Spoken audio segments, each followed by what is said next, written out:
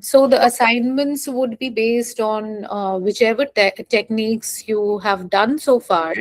So any three I would like you all to submit, which you can do it either on yourself or on someone else.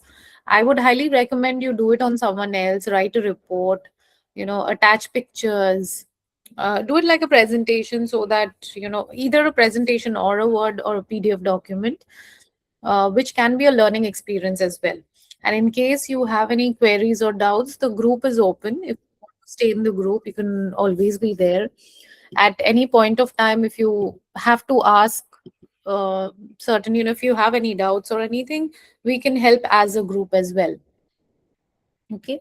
So generally, I keep all my groups open so that you can come back and take help. Maybe that sometimes I'm like occupied throughout the day, I am not able to answer, I would definitely answer in a day or two. Or if someone else wants to shed some light on it, you're most welcome. Okay, so with that, we start today's class. And as told to you all, we'll be discussing 10 art interventions which you can use in your sessions to enhance the way of expressions, to incorporate CBT also.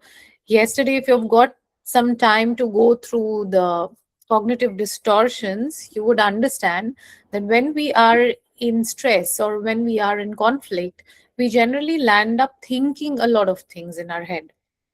So those thoughts, if we can unpack, if we can try to look at it through a magnifying glass and then break it down into manageable units, and then further try to replace it with more positive ones. So this is the goal of CBT. But then we can this is generally called the art based CBT, wherein you incorporate art for free expression, and then you can take it forward as a CBT structure, which I've given you yesterday. So those are the points: the triggering incident, then your the thoughts which are coming up, your beliefs, and then you understand the thoughts, what kind of cognitive distortions are there, how do you feel inside, the emotions, how your body responds to it, and then what's the final consequence. And if we change the thought, it changes the consequence also. So the structuring will be given as per the structure which I've given you. If you want to incorporate more detailed, structure, then you can always have the free hand to do it. But that's the basic structure which is followed. So with that, I'll start with an icebreaker. All the techniques which I'm doing, all the details are given one by one. However, since we are doing all 10 together within our 15 minutes. So what I'll do is I'll just do three of them in elaboration, and then the rest we'll discuss it as and when we go to the next class, which I've scheduled. I'll discuss further in details. Okay, so for the first technique, what I would like you to do is take a sheet of paper. It can be a very tiny piece of paper or maybe a bigger sheet, whichever is available to you, and some sketch pens or pen or color pencils. Anything will work. Here, watercolor doesn't work. So anything which is pen based or pencil based is good enough. So I've got this sketch pen set which I'll be using.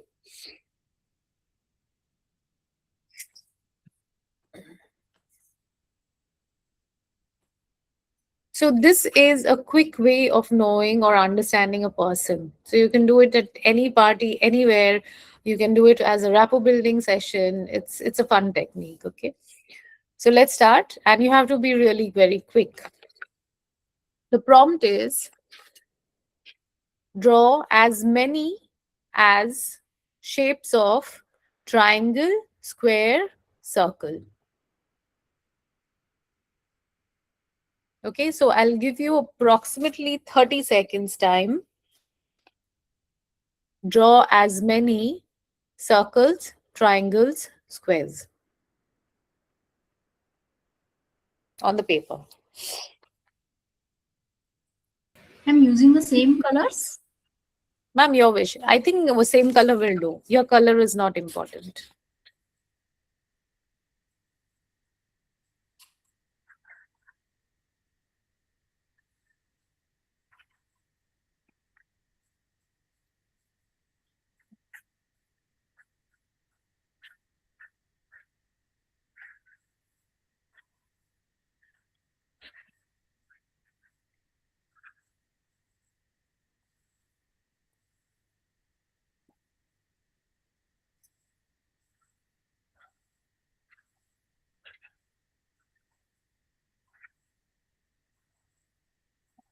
Okay, stop. Your time's up. The next step is count the number of squares, circles, triangles. On the sheet, this is my sheet, if you can see. So, just looking at it, you can understand that triangles are more than circles and squares are almost nil, just one or two. So, I was naturally drawn towards drawing triangles only most of the time. So, you do a quick count of triangles.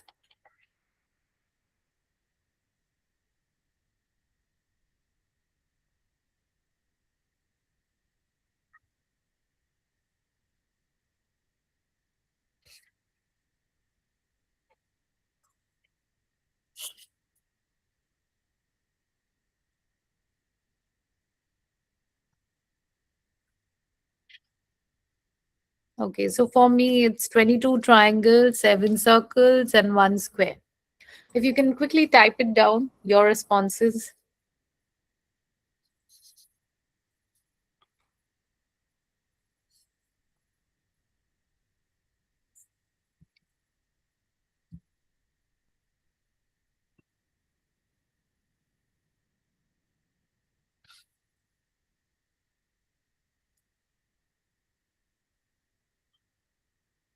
Okay, square circles 38. Okay. Okay, 13 triangles and the same numbers for two of them. Okay. Okay. So the next step is to see which one is the maximum. And if you have very few for some shape, for my example, square is only one and triangle is the maximum around 22. So check if there are any discrepancies. If it's nearby, then it's fine. If there are any discrepancies. So this is basically the communication styles we are looking into, and then it's also cathartic because if you let them, it's not important how much time you're giving. I've just stipulated a time so that we are all in one place. But then you can ask the person to draw as many as they want and as long as they want till they want to stop. Okay, so that is not important, but it's important to see how many shapes are coming up maximum in a particular category. So that's like a self expression, is the core personality structure you look into. Now, the meanings of each. If it's a dominant style of circles, like if you have drawn more of circles, if it's dominant, then it's more like emotionally expressive. You're more to do with emotional aspects. Okay, so you often value belongingness, you often value relationships, you like communication, and you are accepting. Okay, and under stress, you may become overly dependent, emotional, or withdrawn, and easily hurt. You can map it to archetypes if you want to. Okay, that's an optional thing.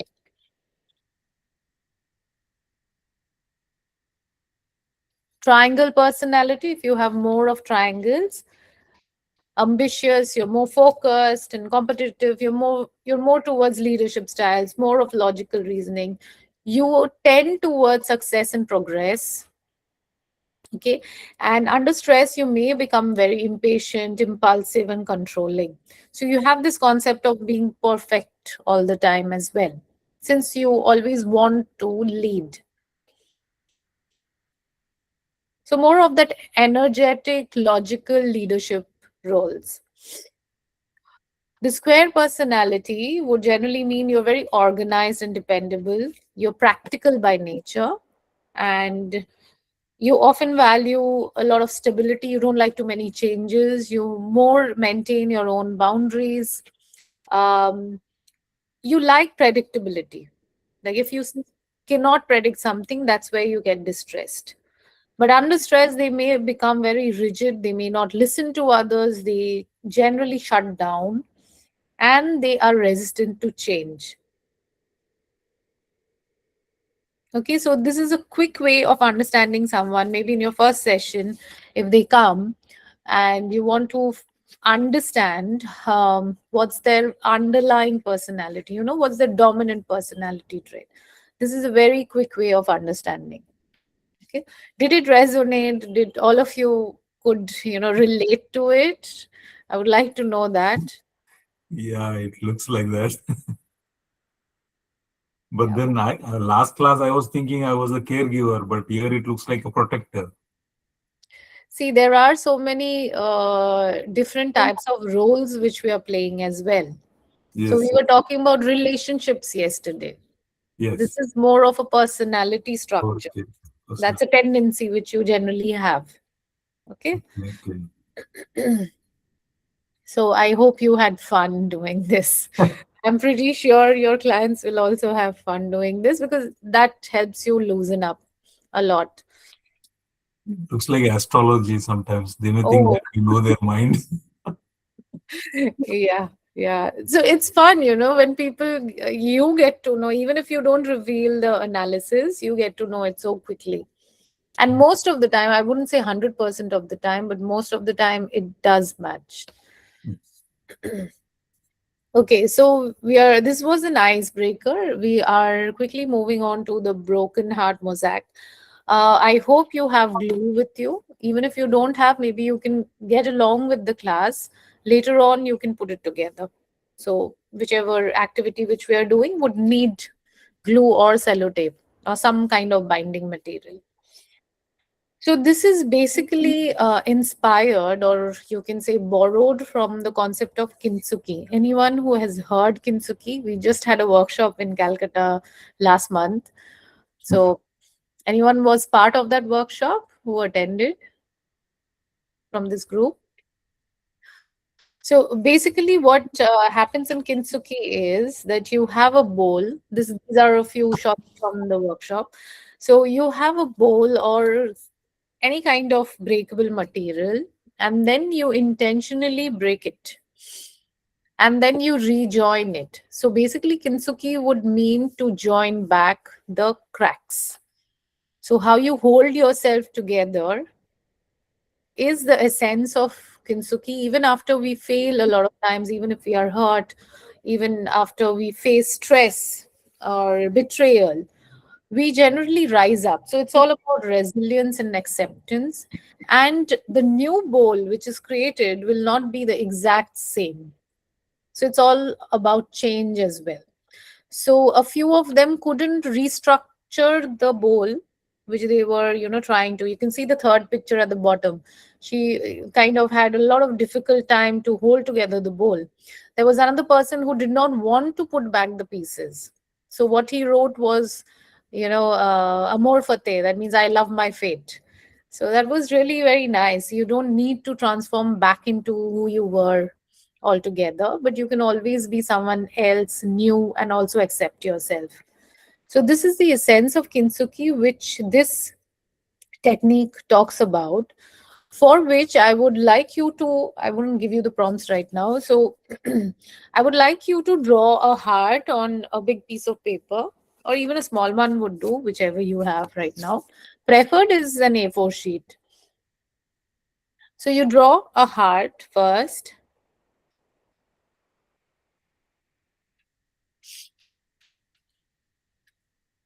and in that you fill up what your heart holds.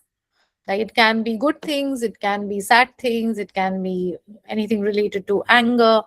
So whatever your heart holds, you put it inside it.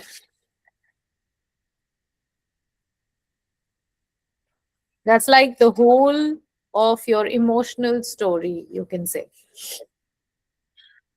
You can make sections, you can make compartments, and then, like we have it here, you can make different compartments, and then you can write your own traits, your own emotions which are filling your heart. How does your heart look like?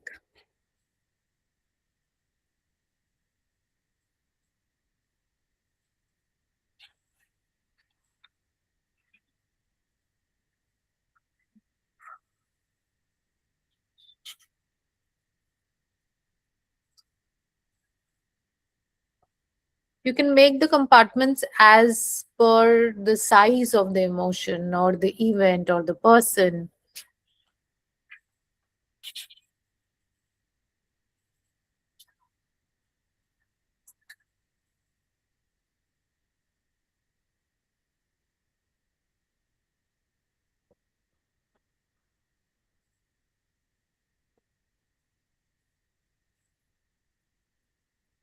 So, as an example, I've just made this small structure. However, you can take your own time. In a session, you can have the whole session surrounded, centered around this activity, wherein you can give at least 10 minutes time for them to reflect and write down what they want.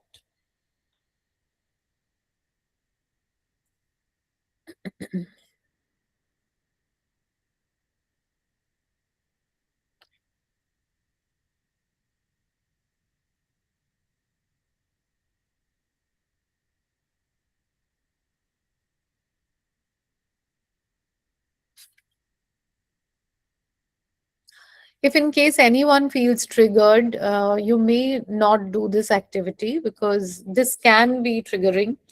So if anyone feels triggered, please raise your hand or just comment, because we'll do a grounding towards the end then. Okay, after you're done with this. This generally takes around 40 minutes to an hour, but since we are learning this process, we'll have to do it a little bit quicker.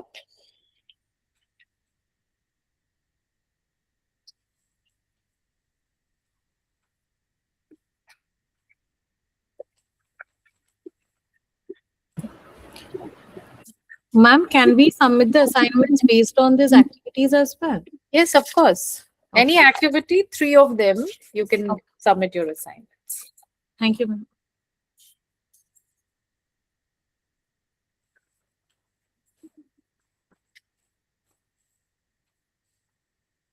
Mm.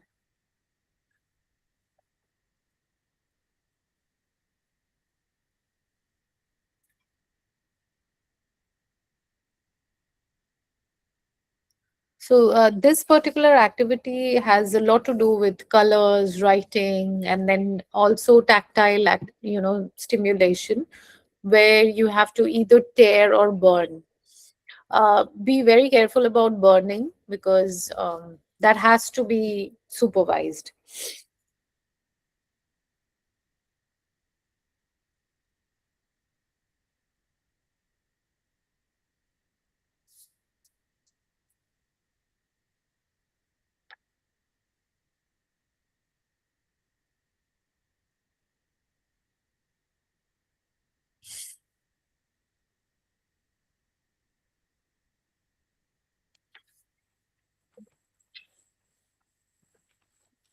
So before tearing, you look at your heart and explore what's written there.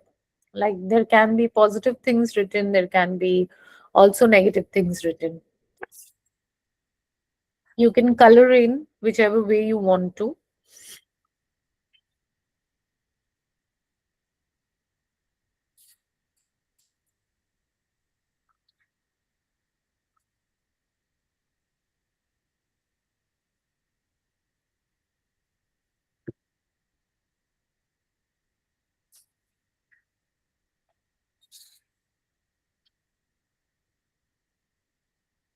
I hope most of us are done by this time. So I'll just tell you the next steps. So what you do is first read through whatever you've written, just reflect on it for some time. If you feel triggered, please pause, because we are not in a physical meeting where we can comfort each other. So it's recommended that you discontinue this, do a little bit of, breathing, and then that will help you to calm down. The next step would be, you have options like tearing, you have options like crumpling, you have options of burning as well. Okay, again, burning has to be supervised. This is also good for children. If children are attending to this, you can always ask them to write, their day or what they hold in their heart, and then tear it off and build it together. So this is for all age groups, generally middle childhood to adults.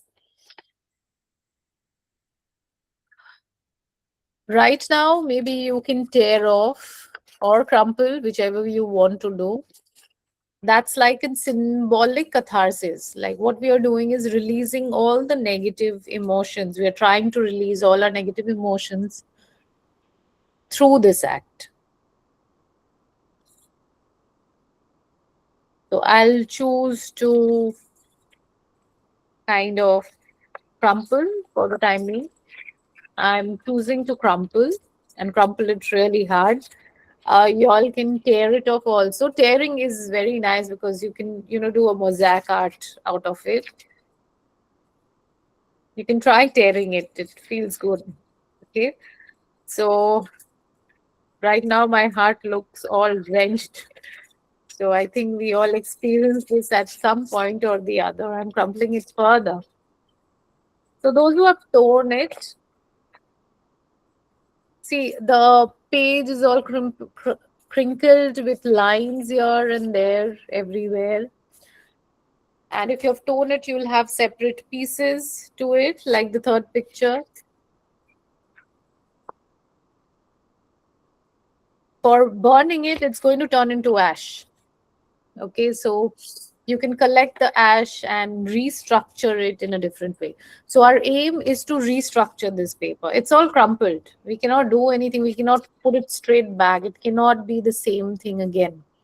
So what we do is, with that purpose in mind, that we have transformed, with that acceptance in mind, we create something new out of this. Okay, so just as an example, the crinkles over here, I can put marks around, I can color in each of these sections and make it into a different heart altogether. With all of it still there, still it's beautiful. So that is the essence of this activity, that even if you're falling back, even if you have a lot of hurt and guilt and sorrow and pain, how can we transform ourselves, the new self, and how we can love ourselves more? So it's basically integrating all the parts.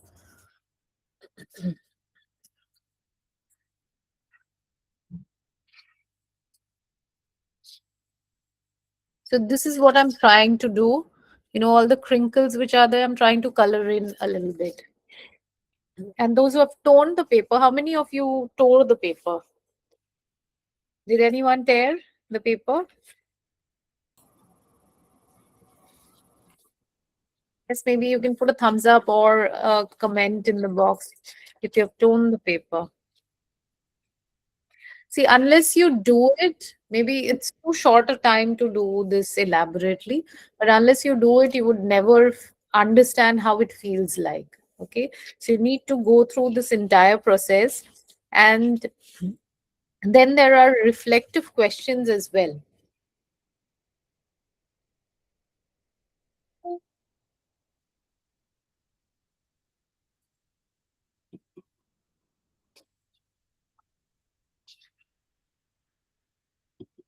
If anyone wants to put their creation in the group as well, you can do that. It'll be nice to see how things are done.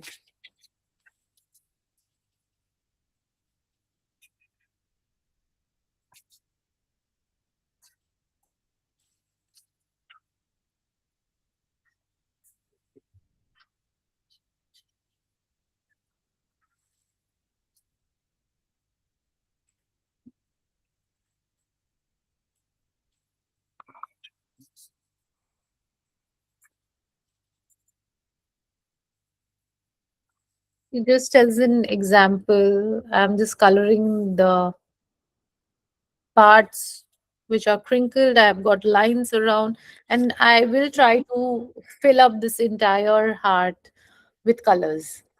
Okay, it might overlap with the things which I've written, but then I want to fill this entire thing with different colors. And what I'm going to do is cut this heart and put it in my art journal, which I generally, keep on building upon.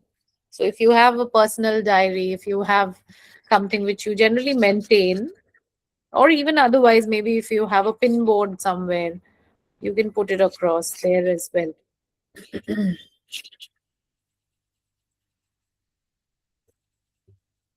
The prompts which are given, the reflection prompts. So, what does this heart represent? The one which you're creating, what does it represent? How do you personify yourself with the present heart and the one which you have created? Which was the hardest part to look at? You know, was it difficult to wrench your heart? Was it difficult to tear it off? How did you feel after tearing it off and after you kind of tore it apart?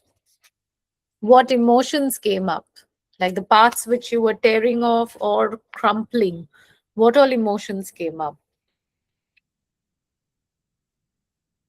If you look at your pieces, which one is the most important part? And how are you nurturing it? Or whether you are able to nurture it or not.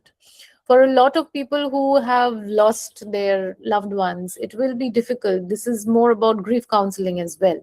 So it will be difficult to look at that part or the person whom they have, written down who meant a lot for them. So acceptance and forgiveness and remembering, you know contemplating on the fact that they are no longer here.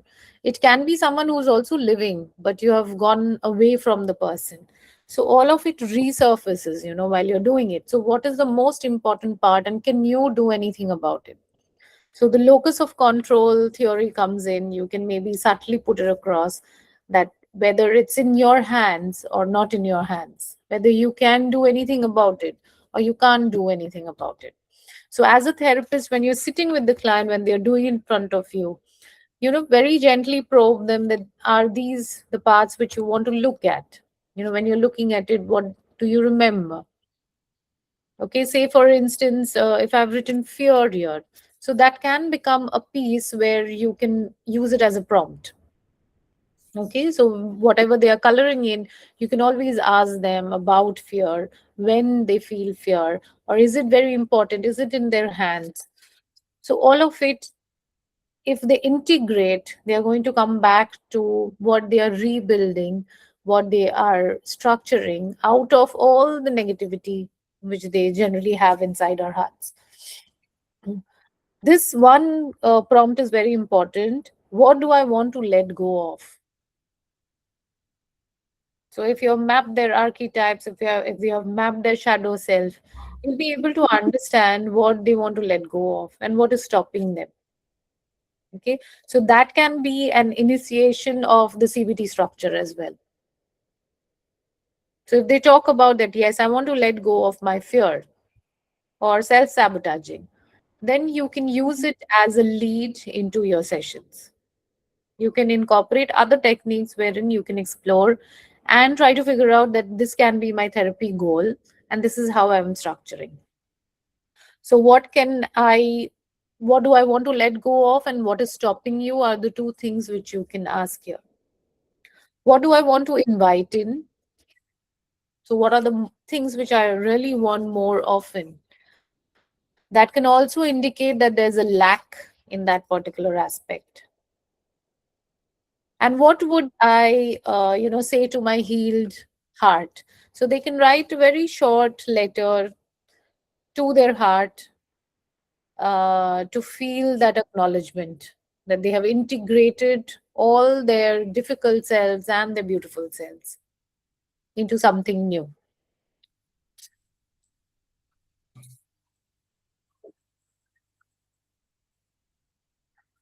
This has a dual purpose. This incorporates a lot of journaling, thinking. You can identify thought distortions. You can lead the session, the next session based on this.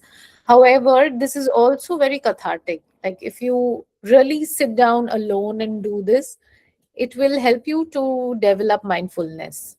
You know, the coloring and the tearing and the pasting, restructuring, journaling, all of it will help in mindfulness and meditation. This is also a kind of meditative exercise.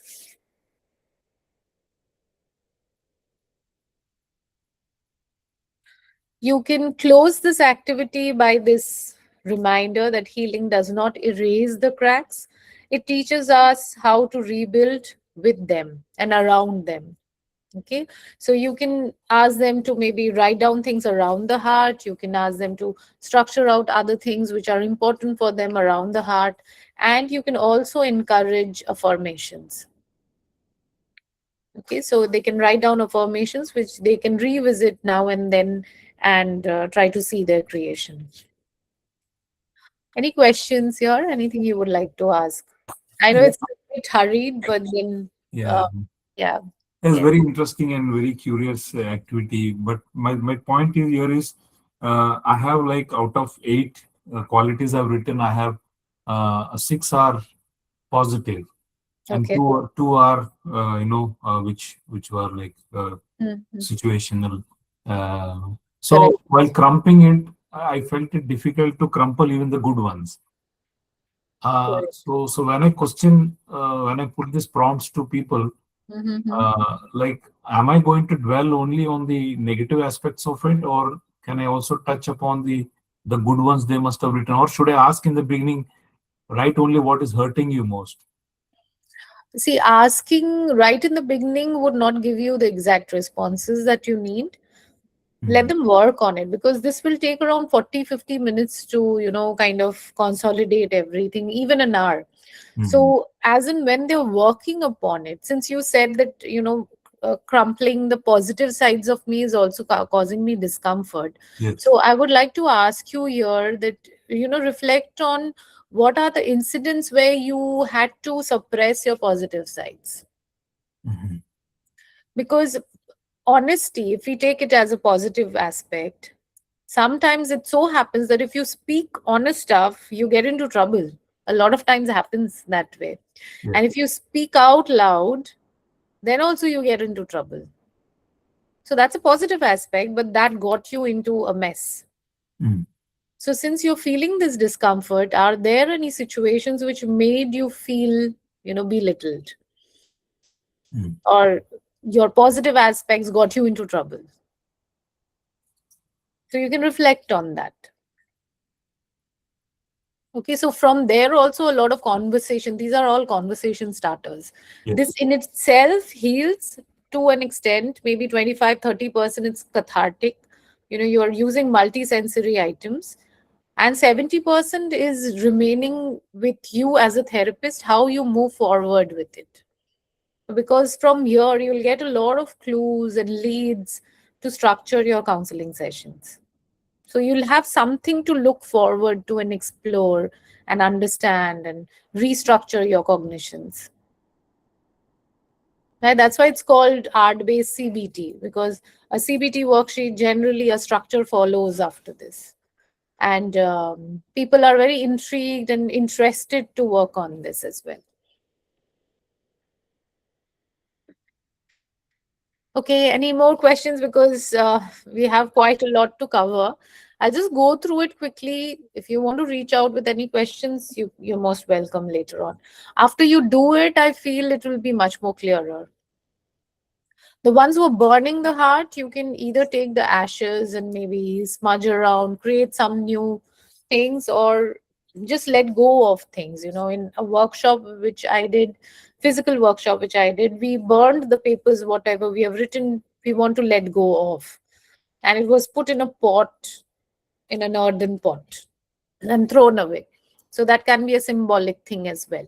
Or you can use those ashes or create something new out of those ashes as well, a drawing or sketch. Okay. So I'm moving on to the next one.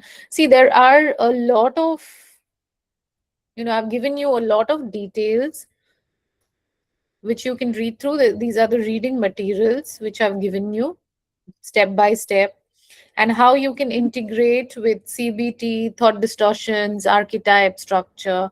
If you're incorporating archetypes and you want to continue doing that, there are reflective questions as well, and how you will close. If anyone is triggered, be assured that you do a de-escalation or a grounding technique after you are done with this activity. Okay, we are moving on to the third one. This is one of my favorite, but this also takes a lot of time, but we'll quickly browse through it so that we get the whole structure of it. We'll also use a little bit of AI. Okay, so I hope you're on your laptops or you have Chat GPT or Gemini or whatever you're using. So since we are in modern times, we also need to use this as well. So before that, I would like you to close your eyes, ground yourself a little. Maybe you can feel the ground with your foot, or you can feel the table which you are sitting on. Just close your eyes and feel things around you. We'll do a little bit of grounding here.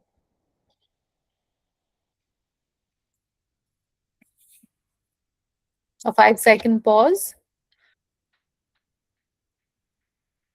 You can take an inhale and exhale. And I would like you to imagine a place which is only for yourself, and that place feels very safe. Any place which you have imagined, which can give you comfort, and a place only for yourself. It can be fantasy, it can be realistic, it can be anything. It can be magical, it can be out in the space, it can be underwater. So it can be any place which you are visualizing, which can give you the most comfort in the world.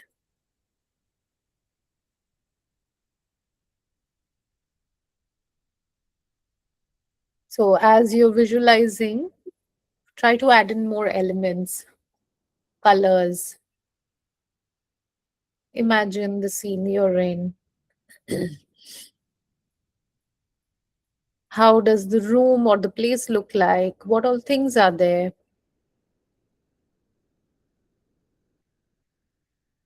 How's the scenery outside?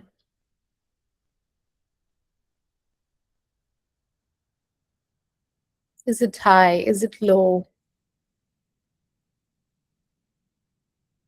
Is there any scent or smell?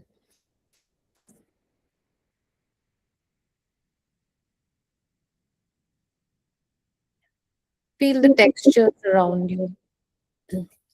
Feel the objects around you. How's the temperature like? Is it cold? Is it very hot? Is it warm? Is it pleasant? Is it sultry and rainy? Can you see the outside? If yes, then what is lying outside? Are there any windows, doors?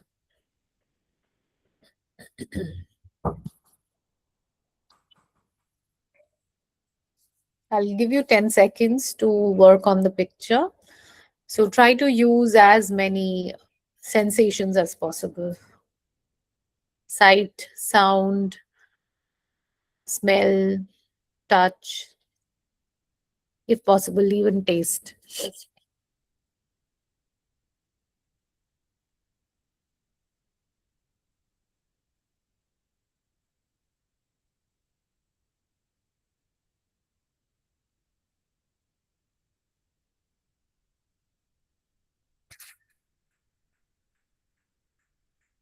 Okay, we can come back as a group. You can open your eyes.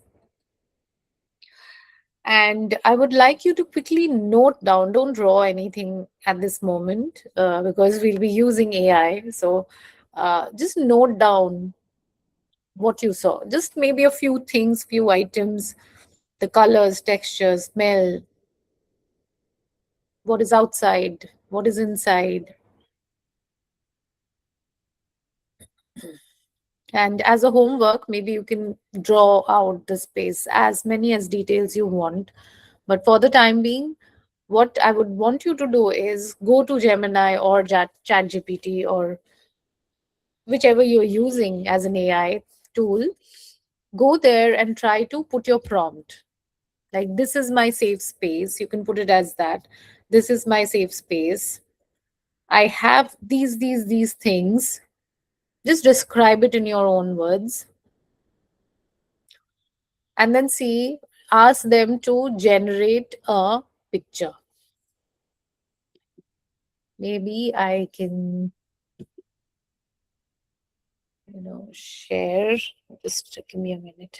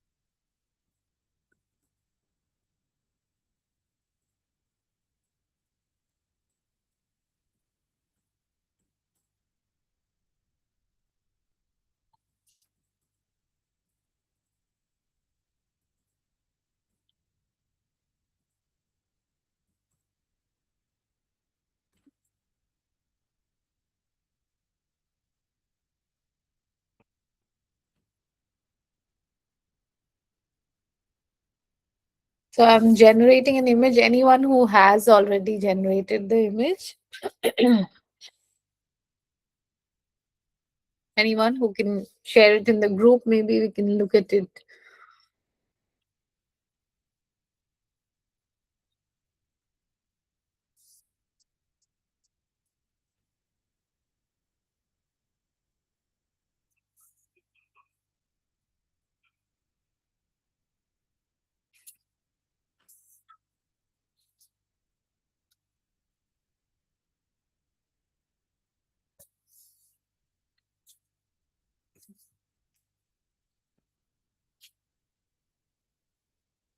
Okay, it has generated. I'll show you.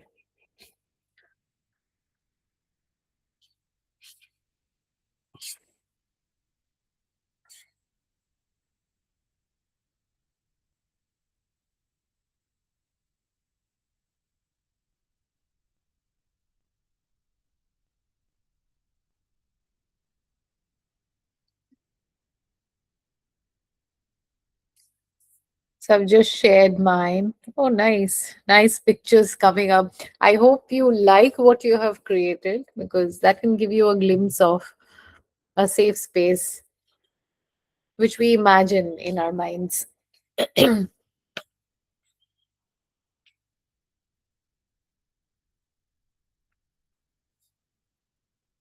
Anyone else who has?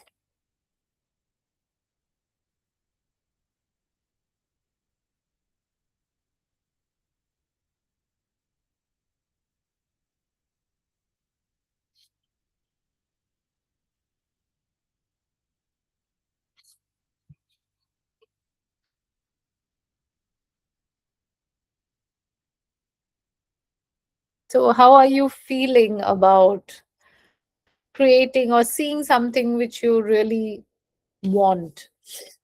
This is my safe space and this is where I can go and rest.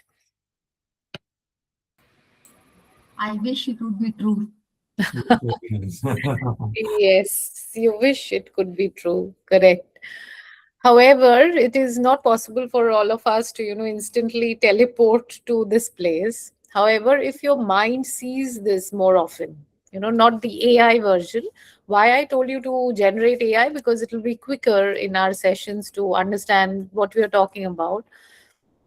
This, if you can create on your own, no matter how bad you are at your drawing, but that will be your drawing. You can use colors, you can use a lot of sketches, you can draw out certain things which you need as a safe space.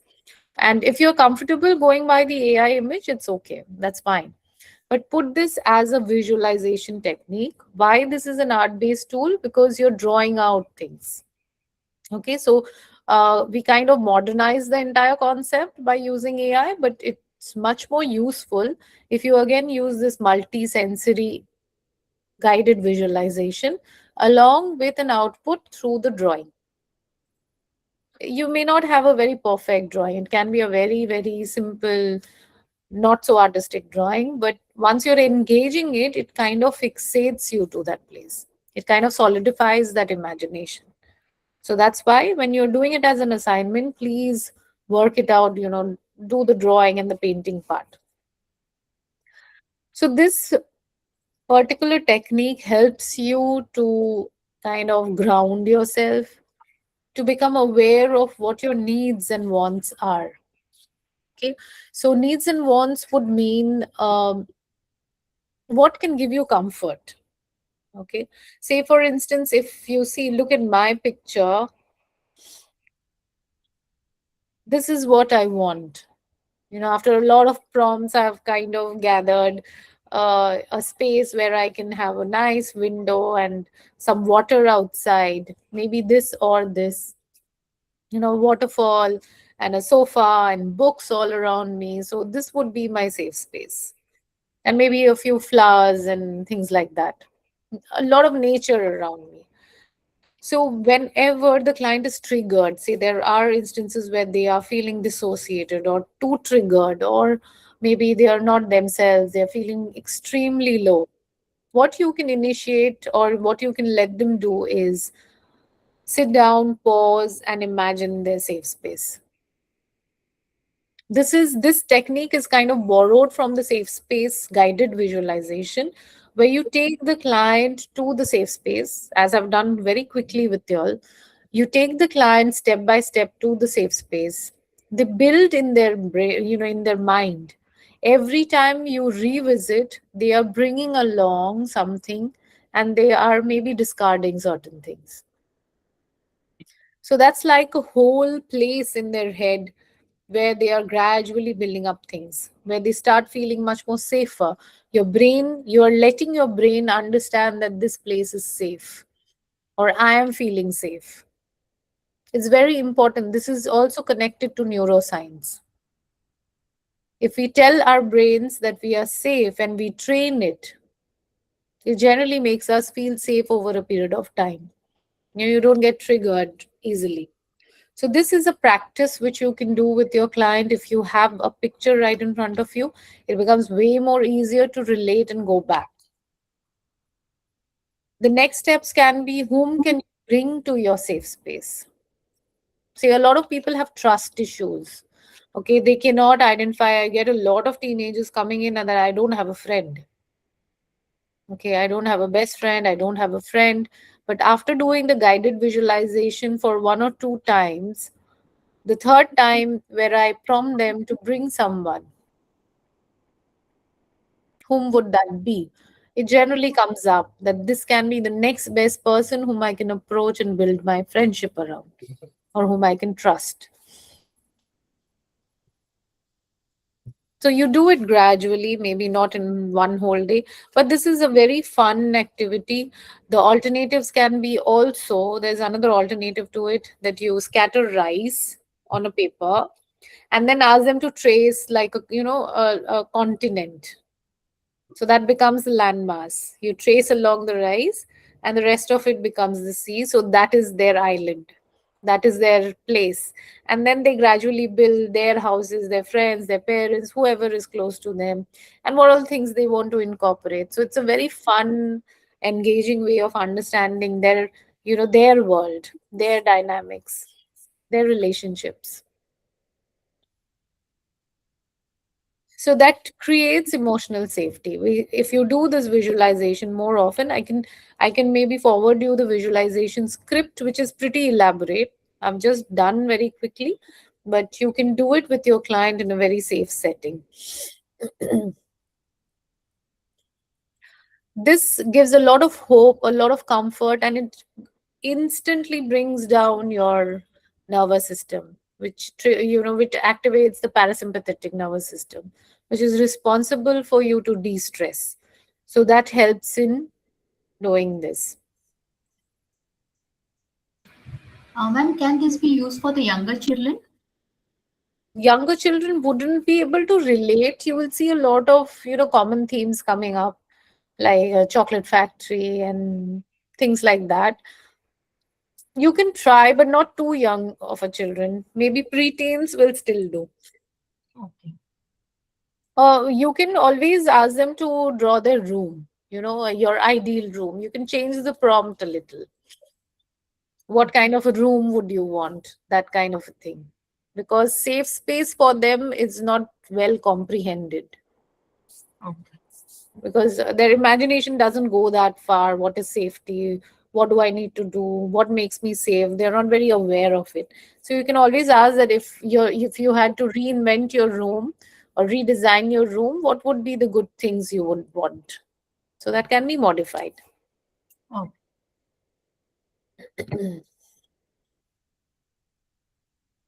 So these are a few psychoanalytical meanings as well. If you want to explore that way, the metaphor dictionary was given to you, the symbol dictionary, where you can analyze what all things are there in the room, and then you can try to figure out what's happening with the person.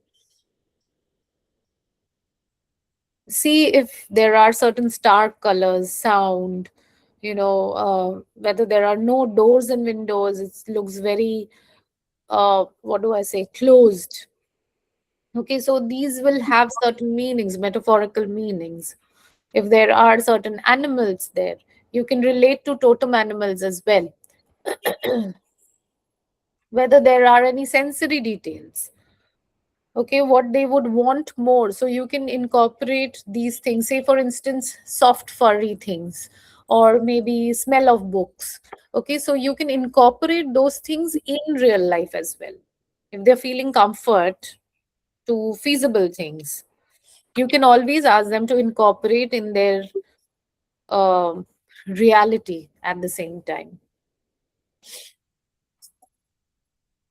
So there are a few reflective questions which you can use as prompts for further sessions, further understanding, and CBT structuring as well.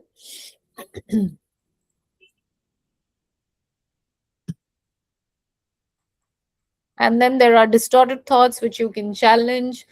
The archetypes also come up through this visualization.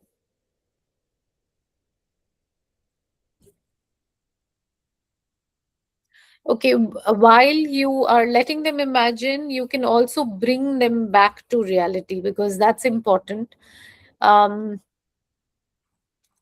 the end of the activity, you can always ask them to close their eyes and bring themselves back to where they are right now. And then end it by, you can touch what's there right in front of you. You can maybe feel the ground with your feet and try to bring them back to the present time. Ma'am, will you be sharing the PDF of this Yeah, piece? I'll share this. After the class. See, there's a lot of reading to be done on this, because with each activity you'll get certain cognitive distortions, certain emotions which are surfacing. So through that you can initiate more and more discussions and heal the person as well. All of this will have a cathartic outlet because you're using multi-sensory things. So while you're working on it, there will be a lot of things which come up, and you may feel a little stress also. Please pause there and do grounding. All may not work with the same client. You have to pick and choose whichever is applicable for them. So this is what we call as the trust bridge. Generally, this is done to understand dynamics, relationship dynamics. So you can ask the person to, think of another person in a relationship whom they are either close to or they are having constant conflicts with. Okay. And then you can give them certain prompts. You can ask them to draw the bridge with two people standing on each of the ends. Okay, like you can see the bridge, they can draw their own bridge, and you can ask them to draw two people, themselves and the other person, right at the opposite end. And while they are drawing the bridge, don't maybe I'm showing you the bridge, constructed bridge, but you can ask them to think of another person and then draw a bridge between them. And then you will see that the bridge either may be broken, or it's a solid piece, or it's hanging, or it's in a very creaky condition. So depending on the condition of the bridge, whether there is weed, whether there's a gorge, all of it will have certain meaning attached to it. Okay. And what all things are there in order to build the bridge? They can write it within the bridge that they are having these attributes within themselves that they have built the bridge on. Like you can see here, honesty, reliability, listening. Okay, these are a lot of positive things written. But if you see a broken bridge, you can always ask them that what do you think may have caused this in the relationship? If it's broken, it may symbolize that there are certain disruptions. So maybe you can say that no, the person doesn't listen to me. So that's why there's a disruption in the bridge. I'll move on to the next prompt. 1 second.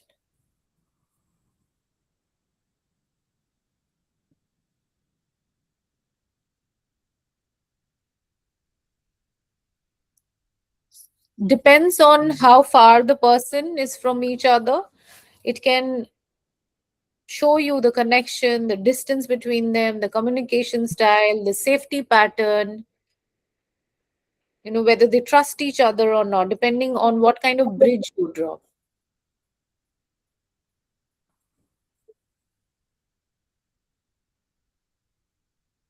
You'll also see a lot of surrounding things like the weather, if there is any kind of obstacle, if the bridge is broken or not, if there are cracks, if there are, stones, if there is hurdle. Okay, and what's the depth below the bridge? Ma'am, what is that inner child symbolize in the earlier slide? Which one, ma'am? Where do you see? Activity may be also used for Inner self-trust. child is an activity again. It's a different course altogether, you can say. Inner child healing course. Okay. So in inner child also you can use this activity.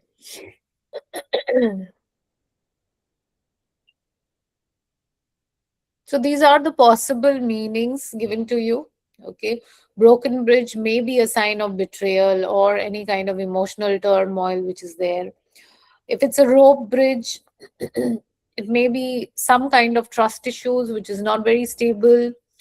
A strong stone bridge can be a very secure, firm, rooted connection. Repairing would generally mean healing. So basically, when you're looking at these metaphors, take this as metaphors. You have to first ask the client to draw the bridge between the two of them. And then you can go back analyzing, questioning, and understanding. You can also ask them to draw the surrounding from which you can get good pointers.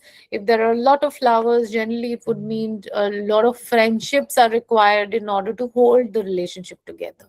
So you need support of other people. If there is weed growing, that means other people are creating trouble for them. So if there's a stagnation of things, If there is still water, it's like emotional stagnation. If there is a rapid flowing below the bridge, it might mean that there are ups and downs in the relationship too often. Emotional upheavals are there, very strong. If it's a calm flowing water, it would generally mean calmness in the relationship. If it's stagnant water, it would mean emotional numbness. Okay, you don't express much. If it's a very rickety bridge, very unstable, it might be again emotional upheavals where trust is lacking. Okay, if there are pathways, guideways, markers, that would mean that they are actually looking for a direction in the relationship.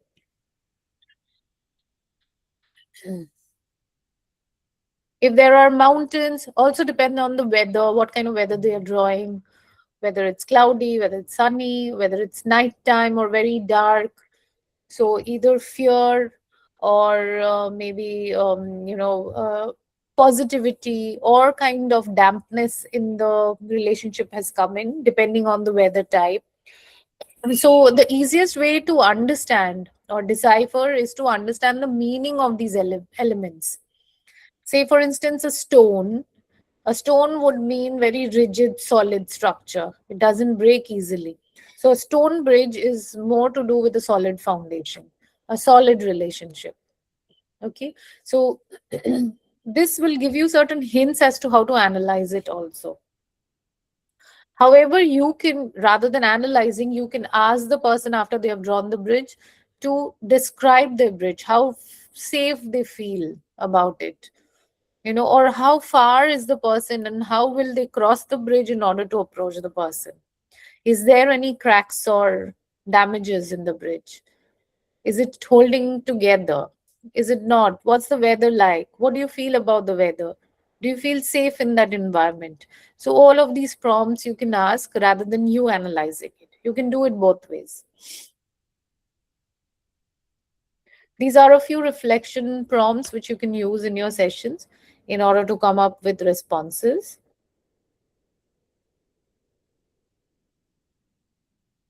And these are the distorted thoughts which come up, which you can challenge, which you can restructure.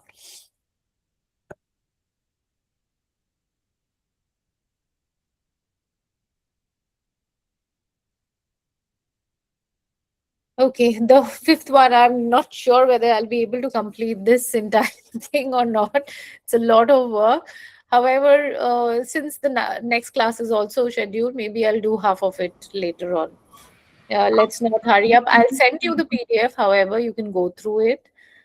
Just a Very request. useful. Very useful. Actually, I'm not available on 25th, so I would be missing that.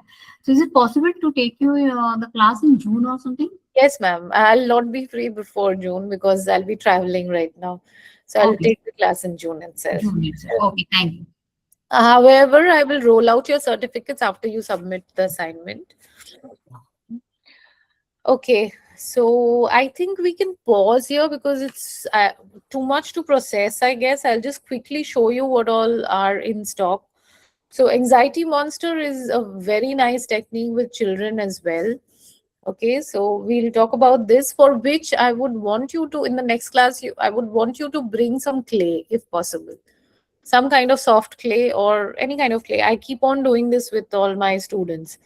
And it's fun, it's fun to explore that as well because you're making it in structure.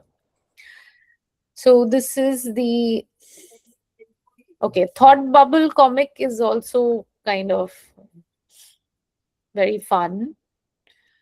There is something called Make Believes. If you can search up, this is more aligned with that, the Thought Bubble comics. Zimmerman's Make Believe. It's pretty interesting to read about Zimmerman's Make Believes because, and you can use those worksheets with your clients. It's a ready to use worksheet and you'll get a lot of them over the internet. Okay, so those are easily available. So this is basically a storyboard making activity where you write a story and exchange dialogues and then you come up with solutions, which is based on CBT structure. but this is done through a comic strip. So this is thought bubble, then color emotion mapping. I've done this in color psychology class. However, this we'll look into through the CBT viewpoint, not color psychology.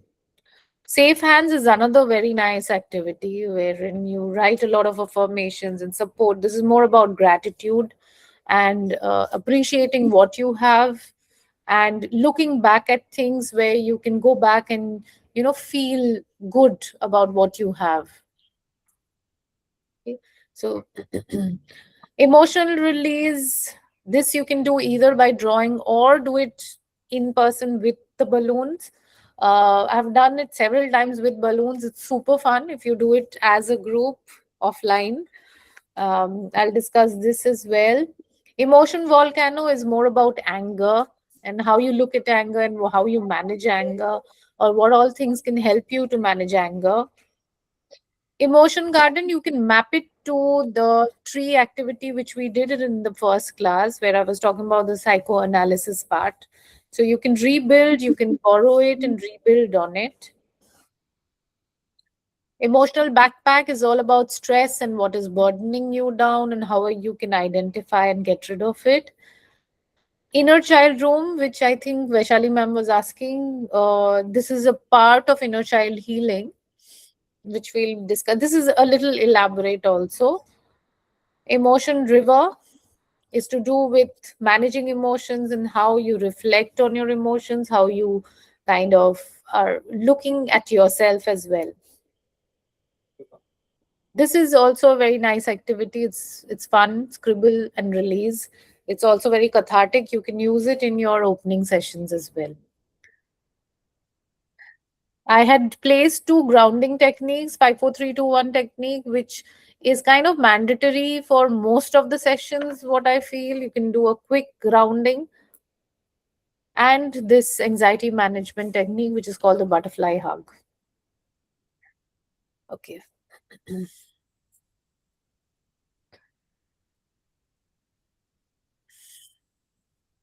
So I think there are quite a few. I wouldn't be able to finish it today, so there's no point stretching the class. For the time being, please, work on the ones which we have discussed. I'll send you the PDF right away so that you can have a good read and, curate everything. It's easy to understand the techniques, but once you do it, you will see how different it is from the discussion session. So a lot of things come up which you may feel it confusing. So you can either approach or write a mail or whatever it is. I'll try my best to respond back as soon as possible. So, and as a closing note, thank you so much. I know there's another class lined up, but then formally we are closing on that class. And it was wonderful to be with all of you. I hope you enjoyed my class, and I hope to come up with a lot more new things which are aligned in the future. Thank you so much. It was lovely meeting all of you and taking the classes. Thank you, ma'am. Dr. Leah. Thank you, And Dr. happy holidays to you, ma'am. Thank you. Same to you. Those who are going for a break, summer break. Thank you. Thank you for sharing all your experience, Thank you. It's my pleasure. Thank you so much. especially giving your valuable time to all of us. And this is something very, very useful. You gave your time as well, so it's equal, isn't it? Thank Thank you. you. Thank you. Take care, all of you. Yeah, thank you. Bye. ma'am. Good Bye-bye. night. Good night.